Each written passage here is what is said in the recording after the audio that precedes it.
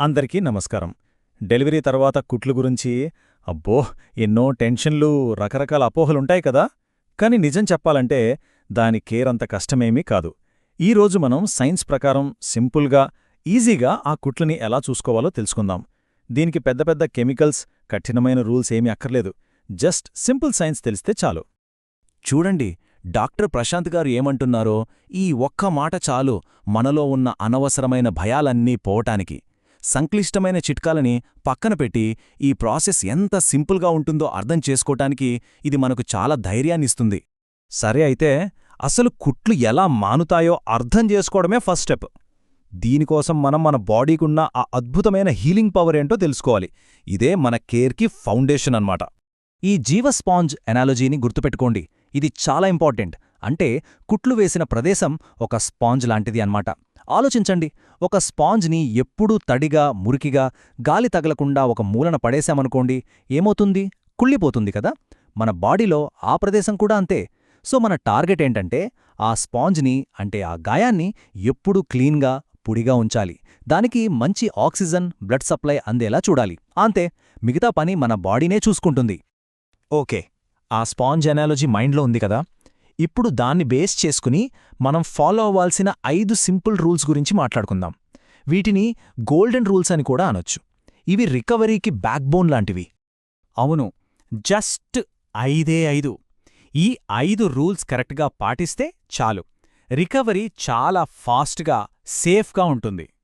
అవేంటంటే 1 3R pad rule, 2 sitz bath therapy, 3 గాలికి ఆరబెట్టడం, 4 మలబద్ధకం రాకుండా చూసుకోవడం, ఇంకా 5 పెయిన్ మేనేజ్మెంట్. సరే, ఇప్పుడు ఒక్కోదాని గురించి డీటెయిల్గా చూద్దాం.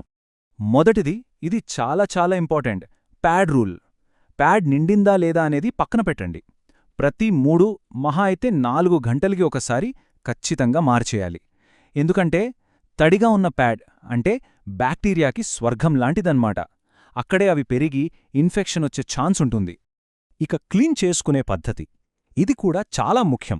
జెట్ స్ప్రే వాడుతున్నట్లయితే దయచేసి ఫోర్స్ చాలా తక్కువ పెట్టండి, సున్నితంగా ఉండాలి. ఇంకా ముఖ్యమైన విషయమేంటంటే ఎప్పుడూ ముందు నుంచి వెనక్కి మాత్రమే క్లీన్ చేసుకోవాలి. పొరపాటున కూడా వెనక నుంచి ముందుకు క్లీన్ చేయొద్దు. ఎందుకంటే వెనక ఉండే బ్యాక్టీరియా నేరుగా కుట్ల దగ్గరకొచ్చి చేరి పెద్ద ఇన్ఫెక్షన్కి దారితీస్తుంది. సో ఫ్రంట్ టు బ్యాక్, ఇది గుర్తుపెట్టుకోండి. సరే, ఇక రెండో రూల్, సిట్స్ బాత్. ఇది హీలింగ్ని స్పీడప్ చేయడానికి ఒక మ్యాజిక్లా పనిచేస్తుంది. ఇది చేయడం కూడా చాలా సింపుల్.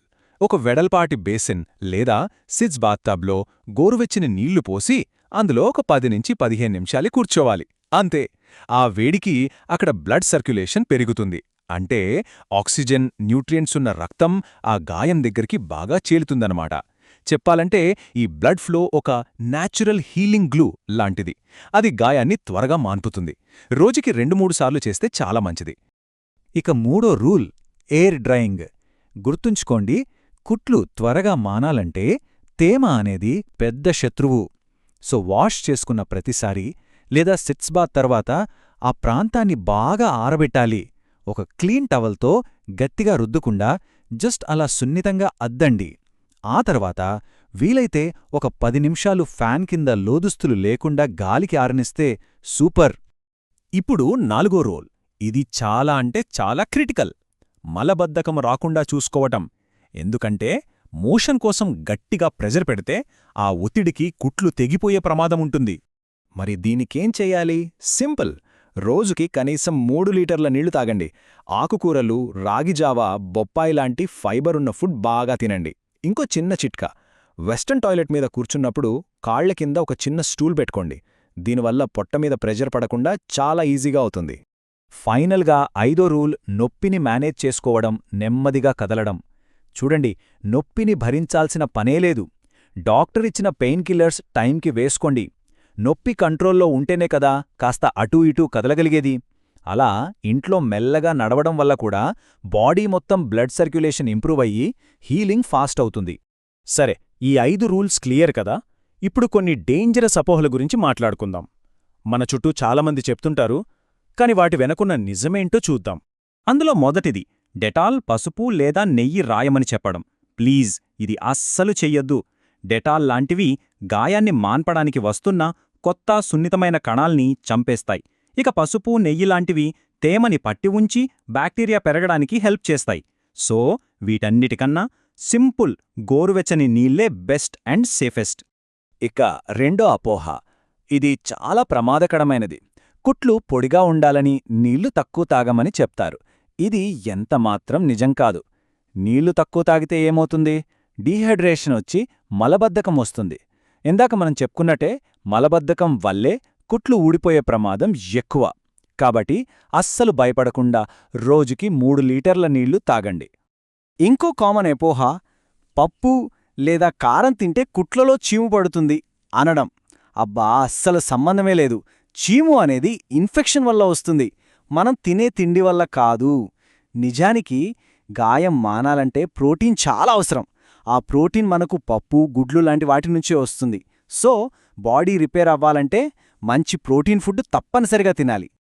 ఓకే, మన బాడీ చాలా స్మార్ట్, చాలా వరకు తనంతట తానే హీల్ చేసుకుంటుంది. కాని కొన్నిసార్లు మనకు కొన్ని వార్నింగ్ సైన్స్ ఇస్తుంది. హే, నాకు హెల్ప్ కావాలి అని. ఆ సంకేతాలని మనం కరెక్ట్గా పట్టుకోవడం చాలా ముఖ్యం. అసలు ఏంటా రెడ్ ఫ్లాగ్స్? ఎప్పుడు డాక్టర్కి కాల్ చెయ్యాలో చూద్దాం. అందులో మొదటిది ఫీవర్. టెంపరేచర్ 100.4 డిగ్రీల ఫారెన్హీట్ దాటితే, అంటే దాదాపు 38 డిగ్రీల సెల్సియస్ కన్నా ఎక్కువ ఉంటే అది బాడీలో ఇన్ఫెక్షన్ ఉందని చెప్పే మొదటి సిగ్నల్. వెంటనే అలర్ట్ అవ్వాలి. ఫీవర్తో పాటు ఇంకా కొన్ని విషయాలు గమనించాలి. డిశ్చార్జ్ నుంచి చెడు వాసన రావడం, పెయిన్ కిల్లర్స్ వేసుకున్నా తగ్గని విపరీతమైన నొప్పి, పొత్తికడుపులో ఏదో బరువైన బంతి పెట్టినట్టు అనిపించడం, లేదా కుట్లు విడిపోయి ఫ్రెష్గా బ్లీడింగ్ అవ్వడం, లేదా యూరిన్ పాస్ చేయలేకపోవడం. ఇలాంటివి ఏవి కనిపించినా ఒక్క నిమిషం కూడా ఆలస్యం చెయ్యొద్దు. వెంటనే డాక్టర్కి కాల్ చేయండి. ఫైనల్గా ఒక ముఖ్యమైన విషయం గుర్తుంచుకుందాం. ఈ రికవరీ జర్నీలో సెల్ఫ్ కేర్ అనేది చాలా పవర్ఫుల్. డాక్టర్ ప్రశాంత్ గారు చెప్పిన ఈ మాటలు చూడండి. శరీరం ఒక అద్భుతాన్ని సాధించింది. అవును, ఇది నిజం. ఒక కొత్త జీవికి జన్మనివ్వడం అనేది ఒక అద్భుతం. సో ఇప్పుడు కావలసింది దానికి సరైన రెస్ట్ ఇవ్వడం, సరైన సైంటిఫిక్ కేర్ ఇవ్వడం. ఇది మనకు మనమిచ్చుకోవాల్సిన బహుమతి. ఇది మన హక్కు. మరి ఈ విశ్లేషణను ఒక ఆలోచనతో ముగిద్దాం. ఒక కొత్త తల్లి రికవరీ అనేది కేవలం తన ఒక్కరి బాధ్యతేనా? కాదుగదా. మరి ఒక ఫ్యామిలీగా, ఒక కమ్యూనిటీగా వాళ్ల శారీరక, మానసిక రికవరీకి మనం ఇంకా ఎలా సపోర్ట్ చేయగలం? దీని గురించి ఒక్కసారి ఆలోచిద్దాం.